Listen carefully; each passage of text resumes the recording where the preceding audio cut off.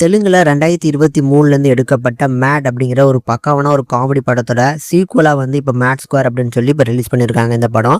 இந்த படத்தை கண்டிப்பாக மிஸ் பண்ணாமல் பாருங்கள். ஏன்னா இது ஒரு பக்காவான ஒரு காமெடி படமாக எடுத்துருக்குறாங்க. தமிழ் டப்பிங்கோட நெட்ஃப்ளிக்ஸில் இப்போ வெளிவந்திருக்கு. அண்ட் இந்த படத்தோட ஃபர்ஸ்ட் பார்ட்டை பார்த்துட்டு தான் இந்த படத்தை பார்க்கணுமா அப்படின்னு கேட்டிங்கன்னா கண்டிப்பாக இல்லை.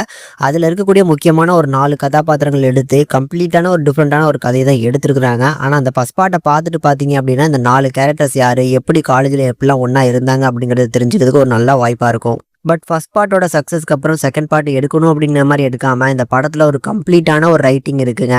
ஃபர்ஸ்ட் பார்ட்ல எந்த அளவுக்கு வயிறு குலுங்க குலுங்க சிரிச்சோமோ அதே மாதிரி தான் இந்த செகண்ட் பார்ட்லயே நல்லா விழுந்து விழுந்து சிரிச்சேன். அந்த மாதிரியான ஒரு கான்செப்ட் தான் கொண்டு வந்திருக்காங்க இந்த படத்துலயுமே. இதுல இந்த படத்தோட கதை என்ன அப்படின்னா, ஃபர்ஸ்ட் பார்ட்ல இருக்கக்கூடிய லட்டு அப்படிங்கிற கதாபாத்திரம் கண்டிப்பா நிறைய பேருக்கு தெரிஞ்சிருக்கும். ஸோ அவர் ஓப்பனிங் சீன்லேயே ஜெயிலில் இருக்கிறாரு. எதுக்காக ஜெயிலில் இருக்கிறாரு அப்படின்னு சொல்லி மற்ற கைதிகளுக்கு என்ன நடந்துச்சு அப்படிங்கிறத கதையை சொல்ல ஆரம்பிக்கிறாப்ல. முதல் கட்டமா லட்டுங்கிற கதாபாத்திரத்துக்கு மேரேஜ். ஸோ அந்த மேரேஜ் வச்சு வந்து ஒரு ஹேங் ஒரு கான்செப்ட்ல இந்த 3 ஃப்ரெண்ட்ஸ் வந்து கெடுக்க போறாங்க. அதுல தான் ஏதோ ஆகி வந்து ஜெயிலுக்கு போயிருப்பாரு அப்படின்னு நினைக்கும் போது தான் ஸோ கல்யாணம் நின்று போயிரும். அந்த நின்று போனதை வந்து என்ஜாய் பண்ணுறதுக்காக கோவா போவாங்க. கோவால ஒரு பெரிய சம்பவம் ஆகும். அதில் என்ன பண்ணாங்க, கடைசி வேறு எதுக்காக வந்து பார்த்தீங்கன்னா ஜெயிலில் இருக்கிறாரு அப்படிங்கிறத கிளைமேக்ஸாக காமிச்சிருப்பாங்க. முக்கியமாக இந்த படத்தோட ஃபர்ஸ்ட் ஹாஃப்லேயே செம காமெடியாக ஒர்க் அவுட் ஆச்சு அந்த மேரேஜ் சீனு. முக்கியமாக இந்த லட்டுங்கிற கதாபாத்திரத்தை முடிஞ்ச அளவுக்கு எப்படி யூஸ் பண்ணிக்க முடியுமோ அந்த அளவுக்கு ப்ராப்பராக யூஸ் பண்ணியிருப்பாங்க. அந்த லட்டு கதாபாத்திரம் நடிச்சவரை பார்க்கும்போது எனக்கே இதாக இருக்குது, என்னடா எல்லாரும் போட்டு ஓட்டுறீங்க, அந்த அளவுக்கு அந்த கேரக்டரை வச்சு விளையாடுதாங்க எல்லாரும்.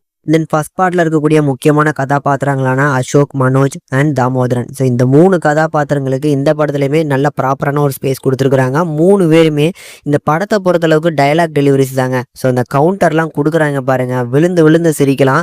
இந்த படத்தில் சுனில் என்ட்ராகிற வரைக்கும் தான் படம் வந்து பார்த்தீங்கன்னா ஓரளவுக்கு காமெடி இருக்கும். அதுக்கப்புறம் எக்ஸ்ட்ரீமான காமெடி, அந்த ஃபோன் பேசக்கூடிய காமெடி இருக்கு பாருங்களேன், நல்லா விழுந்து விழுந்து சிரித்தேன். தென் சுனிலுக்கு ஒரு முக்கியமான கதாபாத்திரமாக கொடுத்து அந்த கேரக்டருக்குன்னு ஒரு ரைட்டிங் கொடுத்துருக்காங்க பாருங்க. ஸோ ஒரு சொன்னா வந்து ஆப்போசிட்டா பண்ணுவாருன்னு சொல்லி அதை வச்சு நிறைய விஷயங்கள் பண்ணியிருந்தாங்க. செம்ம என்டர்டெய்னராக இருந்துச்சு. இந்த படமே வந்து பார்த்தீங்கன்னா கிட்டத்தட்ட நம்ம சந்தானம் டைலாக் மாதிரி தான், என்னங்க பாருங்க சுற்றி எல்லாம் பைத்தியங்களா இருக்குது அப்படிங்கிற மாதிரியான ஒரு ஃபீல் தான் வரும். இந்த மாதிரி லாஜிக்கெலாம் எதிர்பார்க்காம எனக்கு வந்து கவுண்டர் காமெடி நல்லா ஒர்க் அவுட் ஆனால் போதும் அப்படின்னா தாராளமாக இந்த படத்தை யோசிக்கலாமா ட்ரை பண்ணலாம்.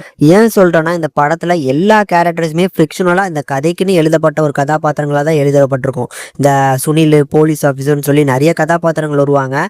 எல்லா கதாபாத்திரங்களும் அந்த காமெடி கிளிக் அவுட் பண்ணுறது வந்து ரொம்ப கஷ்டம். ஏதாவது 1-2 கேரக்டர் தான் வந்து பார்த்தீங்கன்னா படத்தில் காமெடிக்கு கிளிக் பண்ணுறாங்க அப்படின்னா அது வேற. ஆனால் அந்த படத்தில் நடிச்சிருக்க எல்லாருமே காமெடி ஜன்னா இருக்கு. இது இன்க்ளூடிங் அந்த லட்டுவோட அப்பா வருவார். அவர் வந்து கூட வந்து ஒரு சில இடங்கள்ல சிரிக்க வைப்பாரு. அந்த மாதிரியான படமாக தான் இந்த படம் எனக்கு ஃபீல் ஆச்சு. ஸோ கண்டிப்பாக இந்த படத்தோட தமிழ் டப்பிங், தமிழ் டைலாக் எழுதினவங்களுக்கு கண்டிப்பாக பாராட்டணும். ஏன்னா தெலுங்குல எழுதப்பட்டிருக்கும் போது நல்லா கிளிக் ஆச்சுனாலும் தமிழில் எழுதும் போதும் அது நல்லா கொண்டு வந்திருக்காங்கன்னா கண்டிப்பாக தமிழ் டப்பிங் டீமுக்கு கண்டிப்பாக பாராட்டுகள். கண்டிப்பாக ட்ரை பண்ணி பார்க்கக்கூடிய ஒரு மஸ்ட் வாட்சபிள், ஃபேமிலி வாட்சபிள் தான். கண்டிப்பாக ட்ரை பண்ணி பாருங்க.